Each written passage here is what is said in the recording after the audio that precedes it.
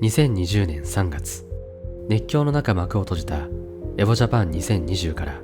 さらなる大会シーンの盛り上がりが期待されていた頃、世界各地で新型コロナウイルスのパンデミックが発生。これによりスマブラのオフライン大会も実質的に全面休止となった。多くのプレイヤーが活動の方向性を見失う中、2020年9月に関東である大会が開催された。招待制大会 EPI だ。 EPI は関東勢を中心とした当時の上位プレイヤーが招待され、4日間の予選を勝ち抜いたプレイヤーのみが決勝トーナメントに進めるという仕組みが採用された大会で、これは大人数が参加できるオープントーナメントの開催が難しかったという背景があってのものだった。しかし少人数の上位プレイヤーが参加する招待制のイベントは、当時日本のスマブラコミュニティにとっては新しい大会の形式で大きな話題を呼ぶことになった。 EPI は結構自分がコロナ禍で制限されてて、もっと大会出たいっていうところで始まったところではあるんですけど、いろいろいい結果を生んでたなと思ってて、結構スイッチとかスマブラをコロナ影響で買った人とかがすごく多くて、結構コロナ禍でスマブラにハマって、で当時やってた EPI 見てこの界隈に入ってきましたっていう人とかも結構いるっていうお話を聞くので、この大会で主役となったのがやはり当時日本最強プレイヤーとしての位置を確立していたザクレイだった。予選ではわずか1本しか落とさない試合運びで決勝トーナメント進出を決め、決勝トーナメントでは敗者側に落ちることなく、最後はアバダンゴとのグランドファイナルを制し、他のプレイヤーを寄せ付けず優勝を飾った。あの時って SP が発売してから、ある程度の時間が経った中でも、まだちょっと開拓がやっぱり進みきっていないっていう時期だったんですけど、なんか EPI の前からフリーで本当に負けなくなって、自分がやっぱり一歩ゲームの開拓というかが進んだ状態での、おそらく EPI という大会が開かれたんですけど、確か、言うてもじゃがいもさんとかに結構苦戦した記憶はあるんですけど、とはいえ、ジョーカーの連打もかなり上がって、ロボットも本当にすごい仕上がってて、優勝7、8割はもう自分が優勝できるんじゃないかっていう気持ちで臨んでましたね、正直。その激つい納得の完成度で取って優勝となりました。おめでとうございます。ありがとうございます。そして2020年12月、関東で新しいオープントーナメントの大会ブランドが立ち上がった。今もなお日本の頂点を決める大会、かがり火である。スマブラ界隈って、オフ大会それまでも結構盛り上がってたと思うんですけども、それってなんかコミュニティが発達してるから、オフ大会が盛り上がってるっていうよりも、オフ大会そのものがコミュニティの発展に寄与してた部分が結構大きいんじゃないかなっていうのがあったんで、そういう場所を用意しないといけないんじゃないかなって思いました。コロナ禍で大会が結構できなかったんで、改めてなんかオフ大会ってどういうものだったんだろうみたいなのは結構考えたりしましたね。でやっぱり結局オフ大会、現実の場でそういう非日常の体験を作るのが重要だったんじゃないかなみたいな結論になって大会を開くことになりましたね。第1回のかがり火は133人という規模であったものの、剣、ガクト、シキイ、コメ、マサ、カメメなどが参加するハイレベルな大会となった。その中でもやはり EPI を優勝し、当時日本最強と目されていたザクレイが優勝候補筆頭に挙げられる存在だった。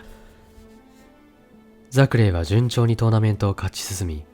勝者側決勝まで駒を進める。そして勝者側決勝で対峙したのは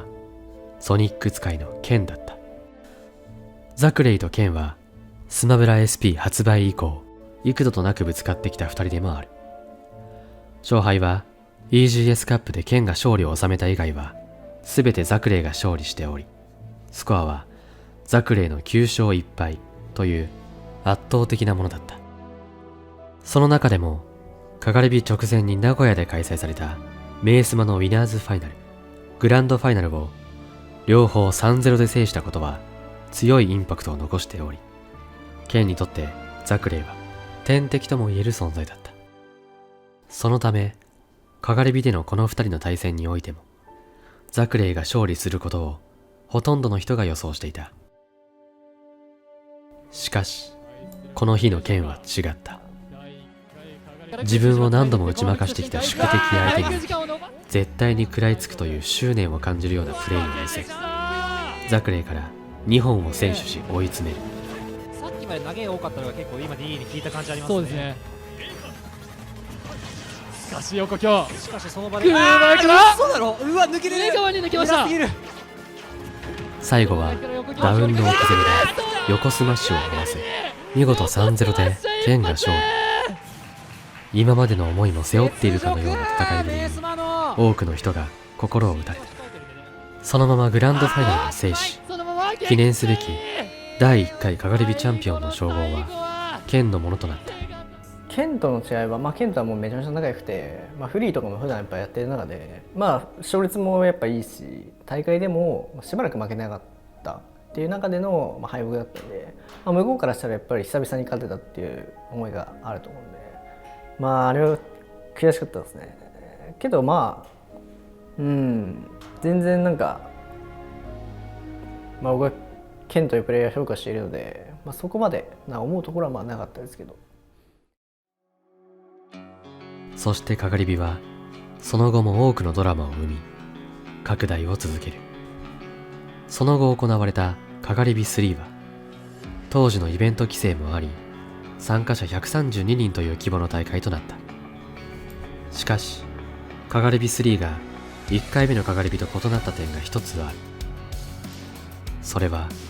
当時スマークと等の平日大会で切磋琢磨を続けていた関西勢が数多く遠征してきたことだった。この頃、有名プレイヤーが参加するオフライン大会に関西勢が登場する機会が少なくなっており、関西のプレイヤーたちはしばらく脚光を浴びていない状況にあった。そんな中、久しぶりの遠征でどこまで関東勢に通用するのかが大きな注目を集めることになったこの大会。その関西勢の中でも当時最も強いと考えられていたのがアトリエだった。アトリエは当時の関西平日大会のほとんどを優勝しており、また当時はメジャーではなかったポケモントレーナーを誰よりも高いレベルで開拓し、そのプレイは多くの人を魅了していた。そんな彼がどこまで勝ち進むのか、多くの人が期待の目で彼を見つめていた。そんな中、勝者側準決勝で彼の実力を測る最高のカードが実現することになる。ザクレイ VS アトリエである。関東最強と関西最強の対決ともいえるこの試合が観客の注目を集める中始まった。正規となる一撃を通したい。まずは空中ニュートラル、場外に追い出していくが、下までから空へ1回目の解決まではスキップするが、ジャストシールド反撃にならず、冷静に飛ばずに地上で様子見、上必殺技かわしますが、着地通して上必殺技ねじ込んでいく。チームジャイロ、横強からキャッチして、この読み合い弱固めから崖展開、うますぎる。気づけば 3-0 アトリエ。アトリエはこの試合を 3-0 のストレートで勝利。どのキャラを使用しても日本最強クラスだったザクレイをアトリエが完封。敗者側に回ったザクレイは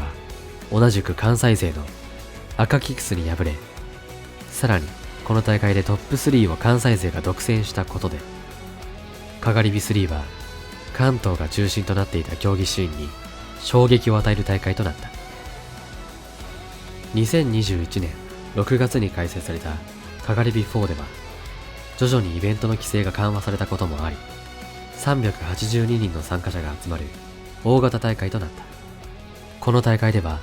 ザクレイ対アトリエのカードが再び行われることに。にこだわる思い切りのいい一撃ですが、着地点にジャイロ、強気の滝登りですが、これは怖い状況になった。なんとか崖をつかまるも依然この窮地は続く。ジャイロ下投げから上強空中へ撃墜。今度はザクレイが 3-0 で勝利し、雪辱を晴らす結果となった。その後ザクレイは敗者側準決勝で当時オンラインで日本最強と言われていたクッパ使いのヘローと当たることになった。プレッシャーを生かして空中へで着地狩り、空中へ空中前、大きなダメージから空中しろ。これはあまりに苦しい状況となった。空射撃墜。この注目を集める戦いもザクレイは 3-0 で勝利する。この大会でグランドファイナルまで勝ち進んだのはプロトバナムとザクレイの2人。つかみが通るとまずすぎる。崖外が怖すぎです。どうすればアイテムだけから展開作って出し攻撃、空中前大経由から空中前ですが後ろに投げて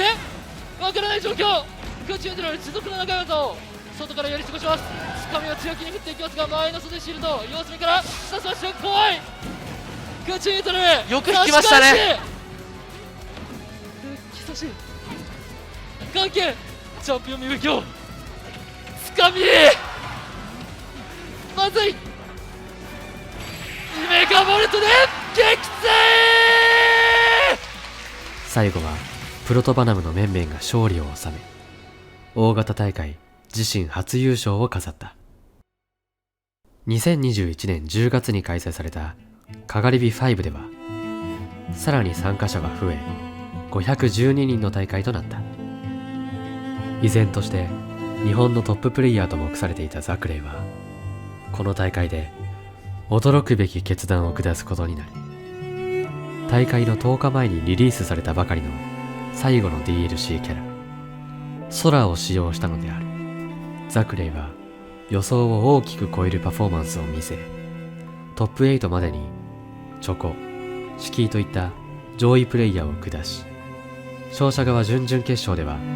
かがり火1で敗れたケンオも下し、見事勝者側でトップ8に入ることになった。ザクレイはその後グランドファイナルまで駒を進め、最後はシュートンとの決勝戦に挑むことになる。配信されたばかりのキャラクターで本当に日本最高峰の戦いを制することができるのか。観客たちの信じられないと言わんばかりの表情との裏腹に、試合はあと1本取った方が勝利する2対2の状況になった。つかみにかかったが空前2段止め、移動回避を見てつかみ勝負が決まってもおかしくなかった一瞬ですが、手堅くゲームを進めるザクレイ。怖すぎる様子見、出し攻撃に上スマッシュ。ザクレイはこの試合を勝利、見事優勝を果たした。配信からわずか10日余りのキャラクターで日本最高峰の大会に挑むスマブラ SP の最後の配信キャラクター空で勝ち進むその姿は多くの人の感動を呼んだ。まあ空っていうキャラが好きで、どういう性能でも一旦とりあえず使ってみようと思ってた中で、まあ勝てたのは正直まあ運が良かったとか、まあ、針穴通したとか、まあ、勝負強かったとかいろいろある中での優勝だったんですけど、本当に正直優勝できるとはもう1ミリも思ってなかったですね。あれはかがり火での初優勝を果たしたザクレイは続くかがり火6でも早々に敗者側に回るもジョーカー、シーク、ロボットを巧みに使い分け見事優勝を果たした。こうしてザクレイはかがり火初の2大会連続王者となり、名実ともに日本最強プレイヤーとしての立ち位置を再び確立することになった。こうしてコロナ禍から大会シーンが復活し、ザクレイがかがり火の王者として君臨していた頃、関西である一人の若き天才がオフラインシーンに進出しようとしていた。圧倒的な練習量と考察から繰り出される正確無比なプレイを特徴としたその男の登場は、その後スマブラ競技シーンの全てを飲み込む。世界のプレイヤーたちに新しい時代の幕開けを告げることになった。